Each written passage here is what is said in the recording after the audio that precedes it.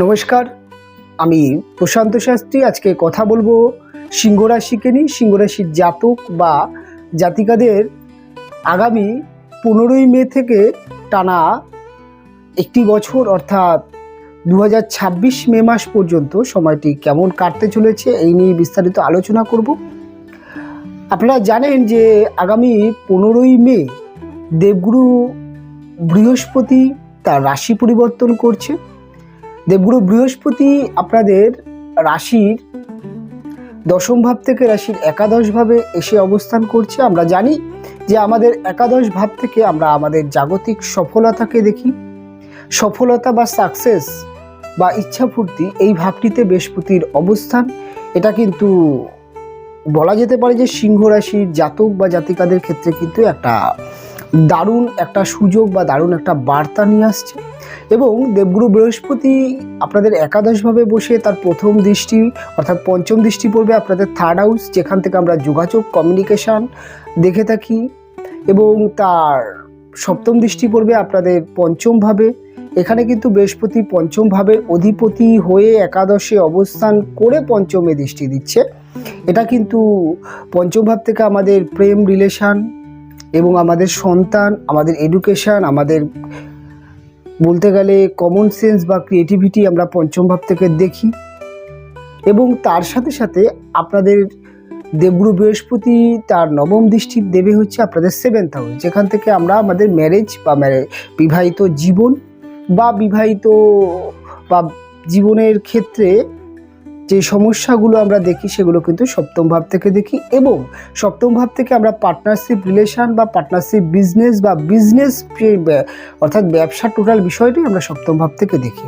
তাই বোঝাই যাচ্ছে যে দেবগুরু বৃহস্পতির এই চারটে ভাবের মধ্যে অবস্থান, এটা কিন্তু বলা যেতে পারে যে সিংহ রাশির জাতক বা জাতিকাদের ক্ষেত্রে একটা কিন্তু দারুণ একটা চেঞ্জ বা পরিবর্তন নিয়ে আসছে। তবে অনুষ্ঠানের থাম্বনেলে বলা আছে যে সিংহ রাশির প্রেম এবং বিবাহিত জীবন সম্পর্কে আলোচনা করব। প্রেম এবং বিবাহিত জীবন নিয়ে অবশ্যই আলোচনা করব, তার সাথে ওভারঅল লাইফটা, ওভারঅল সময়টা কেমন কাটবে সেটা নিয়ে একটু সংক্ষিপ্ত আলোচনা করব। প্রথমে বলবো একাদশে পঞ্চমপতির অবস্থান, এটা কিন্তু ফার্স্ট টাইম যেটা বলা যেতে পারে সিংহ রাশির জাতক বা জাতিকাদের প্রেম বা প্রেম ভালোবাসার সফলতাকে ইন্ডিকেট করে। একটি প্রেম বা একটি ভালোবাসা তখনই সফলতা পায় সেটা যখন বিবাহে কনভার্ট হয় বা বিবাহ হয়ে যায়, তখন কিন্তু সফলতা হয়। অর্থাৎ বহু সিংহ রাশির জাতক বা জাতিকাদের এই মে মাসের পর থেকে 2025 মের পর থেকে কিন্তু প্রেম যারা করছিলেন তাদের কিন্তু প্রেম থেকে, যারা চাইছেন যে বিবাহ করবেন তাদের ক্ষেত্রে কিন্তু প্রেম বিবাহ যোগ প্রবলভাবে তৈরি হচ্ছে। এবং আরেকটা জিনিস সেটা হচ্ছে প্রেম আসার সম্ভাবনা। সিংহ রাশির জীবনে নতুন প্রেম, নতুন রিলেশান, প্রেম ভালোবাসা হবার কিন্তু একটি প্রবল যোগ তৈরি হচ্ছে। এবং তার সাথে সাথে সিংহ রাশির কিন্তু যেটা দেখতে পাওয়া যাবে যে জীবনে কিন্তু প্রেম আশা বা প্রপোজ আসারও কিন্তু একটি সম্ভাবনা ভীষণভাবে দেখতে পাওয়া যাবে। তাই সিংহ রাশির যে সমস্ত ছেলেমেয়েরা চাইছেন যে রিলেশানে আসতে বা রিলেশান করতে চাইছেন তাদের জন্য কিন্তু একটা সুন্দর সময়। এবং প্রেম রিলেশানে যাদের সমস্যা চলছিল, ভুল বোঝাবুঝি চলছিল, সেক্ষেত্রে কিন্তু সেই সমস্ত সমস্যাগুলো অনেকটা রিকভারি হবে। এবং তার সাথে সাথে আপনার যিনি প্রেমিক বা যিনি প্রেমিকা তার কিন্তু তার কর্মজীবন, তার এডুকেশান জীবন এবং তার লাইফে কিন্তু একটা পরিবর্তন বা একটা বেটার চান্স তিনি পাবেন। তিনি যাই করুন না কেন সেখানে কিন্তু একটা সফলতা বা একটা সাকসেসের একটা কিন্তু ছোঁয়া তার দেখতে পাওয়া যাবে। তার কেরিয়ার ডেভেলপ হতে অবশ্যই দেখতে পাওয়া যাবে। সেটা কিন্তু আপনার জন্য একটি শুভ সংবাদ। এবং এই সময় পিরিয়ড কিন্তু আপনার পার্টনার, আপনার প্রেমিকা বা আপনার প্রেমিক আপনাকে কিন্তু ভীষণভাবে হেল্প করবে, মানসিকভাবে হোক বা বিভিন্ন দিক থেকে কিন্তু আপনাকে আপনার প্রেমিক বা প্রেমিকার হেল্প আপনি পাবেন, এটা কিন্তু ভীষণভাবে দেখতে পাওয়া যাচ্ছে। এবার পরবর্তী হচ্ছে সন্তানের জায়গা। এই সময় কিন্তু ধনুরাশি সিংহ রাশির জাতক জাতিকাদের সন্তান যোগ তৈরি হচ্ছে। যে সমস্ত মহিলারা ভাবছেন বা যে সমস্ত দম্পতি ভাবছেন যে আপনারা সন্তান নেবেন, তার জন্য কিন্তু বেটার সময় কিন্তু 15ই মের পর থেকে সময়টা কিন্তু অনেকটা বেটার। সন্তান নেবার বা সন্তান ধারণের ক্ষেত্রে কিন্তু সময়টা খুব ভালো সময়। এবং সন্তানের এডুকেশান বা সন্তানের কেরিয়ারের ক্ষেত্রেও কিন্তু বেটার সুযোগ বা বেটার একটি কিন্তু সুযোগ দেখতে পাওয়া যাবে। সন্তানের কর্ম কেরিয়ারে উন্নতি, সন্তানের এডুকেশন কেরিয়ারে উন্নতি, সন্তান যদি কোনো লাইন নিয়ে পড়াশোনা করে, কোনো ক্ষেত্রে সন্তান যদি বিদেশের মাটিতে যেতে চায় বা বিদেশে পড়াশোনা করতে যেতে চায় বা বিদেশে যে কোনো কাজের ক্ষেত্রে, সেক্ষেত্রে কিন্তু একটা উন্নতির সুযোগ দেখতে পাওয়া যাবে। সন্তানের জীবনে কিন্তু চাকরি প্রাপ্তি বা সন্তান যদি বিজনেস করে সেই বিজনেস থেকে কিন্তু ডেভেলপ হওয়া, অর্থাৎ সন্তানের এডুকেশান হোক, সন্তানের টোটাল কেরিয়ারে কিন্তু একটি উন্নতি দেখতে পাওয়া যাবে। এই সময় সিংহ রাশির ব্যক্তিদের যেহেতু লগ্নে কেতু অবস্থান করে বসে থাকবে, সেক্ষেত্রে সিংহ রাশির ব্যক্তিরা নিজেরা একটুখানি কিন্তু যে দেখা যাবে যে মাঝে মাঝেই কিন্তু ছোটোখাটো সমস্যাগুলোকে কিন্তু খুব ভীষণভাবে চিন্তা করাবে এবং প্রচণ্ড কিন্তু একটা নিজের কনফিডেন্স লেভেল হারিয়ে ফেলতে দেখতে পাওয়া যাবে। তবে বৃহস্পতির যে ট্রানজিট পঞ্চমভাবে, এটা কিন্তু সিংহর কিন্তু বুদ্ধি এবং সিংহর ডিসিশান, সিংহর কিন্তু চিন্তাভাবনার মধ্যে অনেক উন্নতি দেখতে পাওয়া যাবে। সিংহ রাশির ব্যক্তিরা কিন্তু বুঝতে বা রিয়েলাইজ করতে শিখবে কোনো একটা সমস্যা বা কোনো একটা কিছু হলে সেখান থেকে কী করে বেরিয়ে আসতে হবে, কী কারণে সমস্যা হচ্ছে, এগুলো কিন্তু খুব ভালোভাবে রিয়েলাইজ করতে পারবে। এবার থার্ড হাউসে যে দেবগুরু বৃহস্পতির দৃষ্টি, সেটা কিন্তু সিংহ রাশির কিন্তু পরাক্রম বাড়াবে, পরিশ্রম বাড়াবে। সিংহ রাশির ব্যক্তিরা এই সময় কিন্তু প্রচণ্ড যোগাযোগ কমিউনিকেশানের একটা জায়গা দেখতে পাওয়া যাবে। যারা সেলস মার্কেটিং, যারা বিভিন্ন রকম সেলফ প্রফেশনালের মধ্যে আছেন বা যারা বিজনেস করেন, তাদের কিন্তু মার্কেট গ্রো হওয়ার একটা জিনিস দেখতে পাওয়া যাবে, একটা কমিউনিকেশান তৈরি হওয়ার একটা যোগ দেখতে পাওয়া যাবে। এবং তার সাথে সাথে এই সময়টি কিন্তু আপনার কর্মসূত্রে হোক, ব্যবসার ক্ষেত্রে কিন্তু ছোটোখাটো ভ্রমণও হতে দেখতে পাওয়া যাবে। ভ্রমণ যোগ কিন্তু সিংহর ক্ষেত্রে ভীষণভাবে দেখতে পাওয়া যাচ্ছে। তবে সিংহ রাশির ব্যক্তিদের থার্ড হাউসে বৃহস্পতির দৃষ্টি, এটা কিন্তু আপনার ভাই বা বোনের সাথে কিন্তু রিলেশনকে কিন্তু ভালো করতে দেখা যাবে, বা আপনার ভাই বা বোনের কিন্তু কর্মজীবন বা এডুকেশন লাইফ, তার কিন্তু উন্নতি দেখতে পাওয়া যাবে। এবং আপনি কিন্তু আপনার যে কোনো সমস্যা, আপনি কিন্তু এই সময় আপনার ভাইয়ের হেল্প বা সাপোর্ট অবশ্যই পাবেন। এবার দেবগুরু বৃহস্পতি যেহেতু আপনাদের সপ্তমভাবে দৃষ্টি থাকছে এবং সপ্তমভাবে রাহু বসে আছে, সপ্তমভাবে রাহু হঠাৎ কোনো ঘটনাকে ঘটায়, অর্থাৎ হঠাৎ অনেক সিংহরাশি জাতক জাতিকাদের যাদের বিয়ে হচ্ছে না, বাধা ক্রিয়েট হচ্ছিল, বিভিন্ন কারণে বিয়ে কথা ফাইনাল হয়ে বা একটা জায়গায় দেখাশোনা গিয়ে সেখান দিয়ে কেটে যাওয়া বা বিভিন্ন কারণে বিয়ে হচ্ছিল, সেক্ষেত্রে কিন্তু এই রাহু কিন্তু হঠাৎ বিবাহ করিয়ে দেবে সপ্তমভাবে বসে। এবং বৃহস্পতির সপ্তমভাবে দৃষ্টি, এটা কিন্তু আপনাদের বিবাহ যোগ তৈরি করছে। বহু সিংহরাশির যারা বিবাহ করতে চাইছেন বা যাদের বিবাহের বয়স পার হয়ে যাচ্ছে বা হয়ে গেছে, তারা কিন্তু একটুখানি চেষ্টা করতে পারেন। এই সময় কিন্তু বিবাহ যোগ প্রবলভাবে দেখতে পাওয়া যাচ্ছে। বহু সিংহরাশির জাতক জাতিকাদের এই সময়টি কিন্তু বিবাহ হয়ে যেতে দেখতে পাওয়া যাবে। এবং এই একাদশে বৃহস্পতি, এটি কিন্তু আপনার একজন ভালো জীবনসঙ্গীর কিন্তু সন্ধান করে দেবে। তবে রাহু যেহেতু সপ্তমভাবে বসে আছে, এক্ষেত্রে কিন্তু যখন আপনি বিবাহ করতে যাচ্ছেন, আপনি পাত্র এবং পাত্রীর ব্যাকগ্রাউন্ড এবং তার যৌতুক বিচার ইত্যাদি ইত্যাদি বিষয়গুলো একটু দেখে নেবেন। রাহু অনেক সময় কী করে, তাড়াহুড়ো করে অনেক ভুল মানুষের সাথেও কিন্তু বিয়ে করিয়ে দেয়। তাই তাড়াহুড়ো করবেন না বিবাহ যোগের ক্ষেত্রে, অবশ্যই তার সম্পর্কে একটু ভেরিফাই করবেন। অবশ্যই ভালো ব্যক্তির সাথে কিন্তু আপনার বিবাহ যোগ তৈরি হবে, সেটা কিন্তু আপনার জাজমেন্টের উপরে নির্ভর করছে। কারণ রাহু থাকলে অনেক সময় কী করে, খারাপ ভালো দুরকম মানুষই আসে। তবে আপনার যদি বিচক্ষণতা ভালো থাকে, পঞ্চমে বৃহস্পতি আছে, আপনার কিন্তু এই সময় বিচার বিশ্লেষণ খুব ভালো দেখতে পাওয়া যাবে, বুদ্ধিমত্তা ভালো কাজ করবে। কাজেই আপনি কিন্তু দেখতেই পাওয়া যাবে যে আপনি এই সময় কিন্তু বিবাহের ক্ষেত্রে আপনি সঠিক ডিসিশান নিতে পারবেন। এবার যদি বলা হয় যে আপনাদের ম্যারেজ লাইফ অর্থাৎ বিবাহিত জীবন কেমন কাটবে, বিবাহিত জীবন সিংহ রাশির খুব একটা ভালো এই সময়টা কাটবে না বলা যেতে পারে এক কথায়।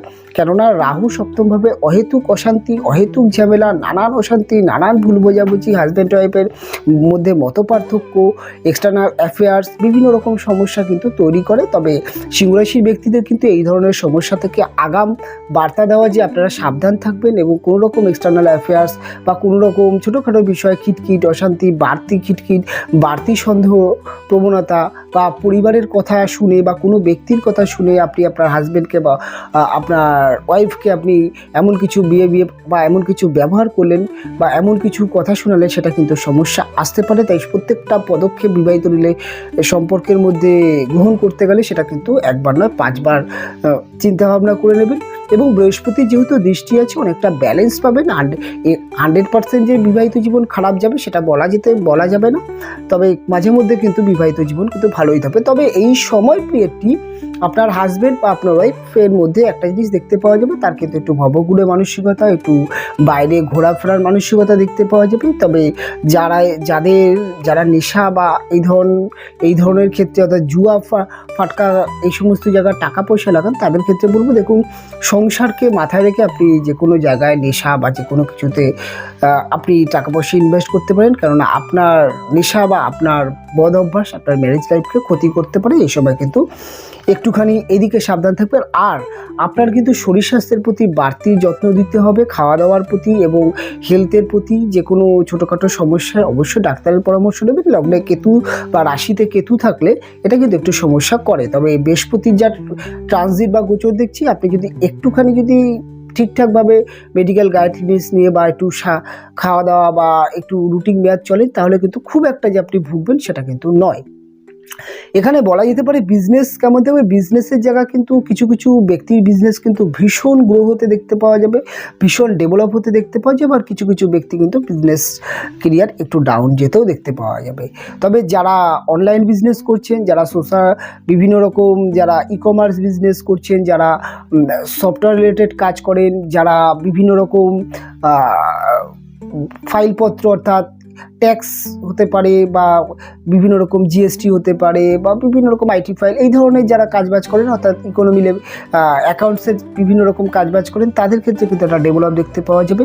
এবং যারা জুয়েলারি বিজনেস অর্থাৎ imitation gold, imitation jewellery business করছেন, যারা ফ্যাশন আইটেমের বিজনেস করছেন, যারা গিফট আইটেমের বিজনেস করছেন, যারা দেখা যেতে পারে যে বিভিন্ন রকম বিউটি পার্লার, কসমেটিক্স বা সাজার জিনিস বা ইলেকট্রনিক্স গ্যাজেট, এই ঘর সাজানোর সামগ্রী, ইন্টেরিয়ার ডেকোরেশন বা বলা যেতে পারে যে বিভিন্ন রকম লাইটস, অর্থাৎ ইন্টেরিয়ার ডেকোরেশনে যে ধরনের লাইটিং বা লাইটের ব্যাপার আছে কাজ হয়, সেই ধরনের বিজনেস, এই ধরনের বিজনেসে কিন্তু ডেভেলপ হতে দেখতে পাওয়া যাবে।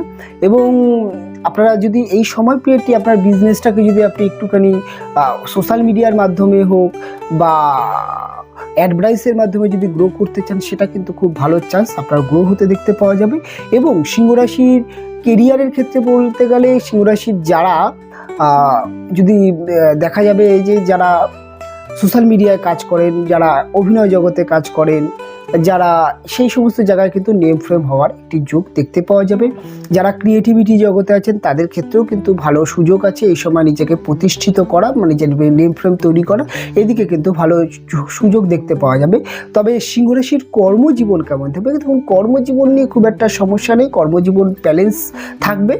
তবে একটা জিনিস বলা যেতে পারে যে আপনাদের সেকেন্ড হাউসে থেকে কেতু সরে যাওয়া বা রাহুর দৃষ্টি সরে যাওয়াটা, এটি কিন্তু আপনাদের অর্থনৈতিক স্টেবিলিটি মোটামুটি দেখতে পাওয়া যাবে। তবে সিংহ রাশির ব্যক্তিদের এই সময়টি শনির ঢাইয়াও চলছে, তাই ঢাইয়ার সময় আপনি কিন্তু আপনার নিজের জন্য বাড়তি খরচ করবেন না বা আপনার শখ পূরণ করতে গিয়ে আপনার সঞ্চিত টাকা পয়সা কিন্তু নষ্ট করবেন না। ঢাইয়ার সময় কিন্তু সবথেকে বড় যে সমস্যা আসে সেটা হচ্ছে সঞ্চিত অর্থ নষ্ট করলে পরবর্তী ক্ষেত্রে কিন্তু ফিনান্সিয়াল ক্রাইসিস দেখতে পাওয়া যায়। এটাই হচ্ছে শনিদেবের কিন্তু ঢাইয়ার ফল।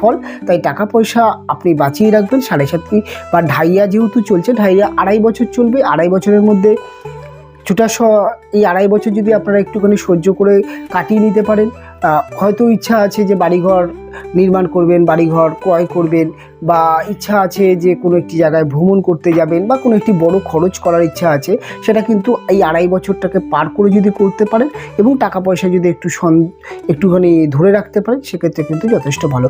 হ্যাঁ, এখানে একটা জিনিস বলবো, সেটা হচ্ছে ব্যবসার ক্ষেত্রে রিস্কি লোন নেবেন না। ব্যবসা ডেভেলপ করতে গিয়ে রিস্কি লোন নেবেন না, রিস্কি কোনো জায়গায় থেকে টাকা পয়সা নেবেন না, বাড়তি সুদ, অতিরিক্ত সুদে টাকা পয়সা আপনি ধার করবেন না। কেননা ঢাইয়ার সময় কিন্তু লোন পরিশোধ করতে সমস্যা হতে পারে, সমস্যা দেখা যেতে পারে।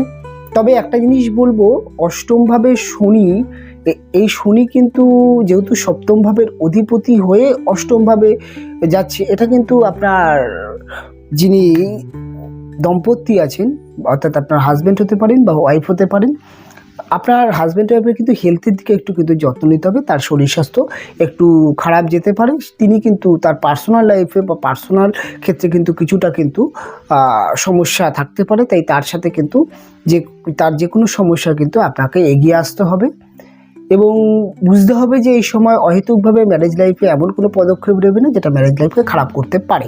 তবে রাহু কেতুর জন্যে এবং এই ম্যারেজ লাইফকে ভালো রাখার জন্যে কিছু রেমেডি আপনাদেরকে বলে যাব, যেই রেমেডিগুলো আপনারা করতে পারলে কিছুটা আপনারা রিলিফ পাবেন।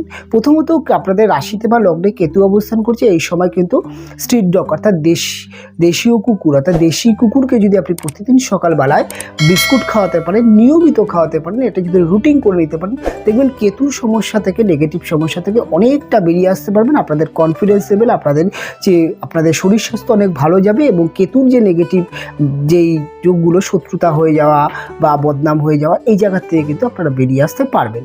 আর রাহু সপ্তমভাবে, এটাকে আপনাদের ম্যারেজ লাইফকে কিছুটা বিচলিত করে রাখবে। তাই রাহুর জন্য আপনি আপনার বাড়ির টয়লেটকে ক্লিন রাখার চেষ্টা করবেন। আপনাদের বেডরুম যেটি, সেই বেডরুমটা সবসময় পরিষ্কার পরিচ্ছন্ন রাখার চেষ্টা করবেন। আপনারা পারফিউম ইউজ করবেন, অবশ্যই চেষ্টা করবেন যেটা বাড়ির টয়লেটকে ক্লিন রাখা এবং তার সাথে সাথে বাড়িতে আবর্জনা বা নোংরা জিনিসপত্র, অপ্রয়োজনীয় জিনিসপত্র যেগুলো বাড়িতে জমা হয়ে আছে সেগুলোকে পরিষ্কার পরিচ্ছন্ন এবং ক্লিন রাখার চেষ্টা করবেন।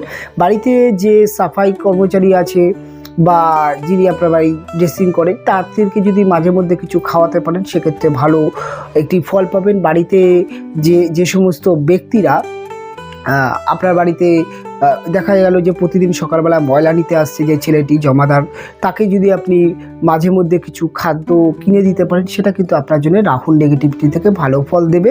এবং রাহুর নেগেটিভিটি কাটানোর জন্য সবথেকে ভালো উত্তম হচ্ছে মাঝে মধ্যে যদি আপনি পারেন গরুকে রুটি, মিষ্টি, লাড্ডু বা গরুকে আপনি যদি পারেন যে কোনো ক্ষেত্রে একটু ছোলা খাওয়াতে পারেন, সেক্ষেত্রে কিন্তু আপনার রাহুর নেগেটিভিটি থেকে অনেকটা বেরিয়ে আসতে পারেন। আর এই সময়টা আপনারা ম্যারেজ লাইফকে ভালো রাখার জন্য যদি পারেন গৌরী, শঙ্কর, রুদ্রাক্ষ, দুজনেই দুটি রুদ্রাক্ষ যদি ধারণ করতে পারেন, সেক্ষেত্রে কিন্তু ম্যারেজ লাইফকে অনেকটা বেটার জায়গায় নিয়ে যেতে পারে। এবং যে সমস্ত ব্যক্তিদের যাদের এডুকেশান করছে, পড়াশোনা লাইফের মধ্যে আছে, তাদের ক্ষেত্রে যদি এই সময় পাঁচমুখী রুদ্রাক্ষ ধারণ করতে পারেন, সেক্ষেত্রেও ভালো। আর যদি পারেন হনুমানজির পূজা অর্চনা, হনুমান চালিসা যদি এই সময় চালিয়ে যেতে পারেন, সেক্ষেত্রেও বেটার ফল পাবেন। তবে আশা করা যায় সমস্যা খুব একটা বড় আকার নেবে না যদি আপনি একটু মেনটেন করতে পারেন। যদি দেখেন যে বড় আকার নিচ্ছে, তাহলে অবশ্যই বলবো সব কিছু ঠিক থাকাকালীন বা সব কিছু নিয়ন্ত্রণে থাকাকালীন আপনি একজন জ্যোতিষকে দেখিয়ে প্রেডিকশান করিয়ে এই ব্যাপারটাকে মিটমাট করিয়ে নেবেন। বিষয়টাকে জটিলতা বা জটিল পরিস্থিতিতে নিয়ে গিয়ে যদি আপনি জ্যোতিষের কাছে যান, তখন কিন্তু অনেকটা দেরি হয়ে যেতে পারে। তাই এই দিকটা একটু খেয়াল রাখবেন। তবে বলবো অনুষ্ঠান এখানেই শেষ করব, ফিরে আসবো পরবর্তী লগ্ন বা রাশির অনুষ্ঠান নিয়ে। আপনারা ভালো থাকবেন, আপনারা সুস্থ থাকবেন, দেখা হবে পরবর্তী অনুষ্ঠানে।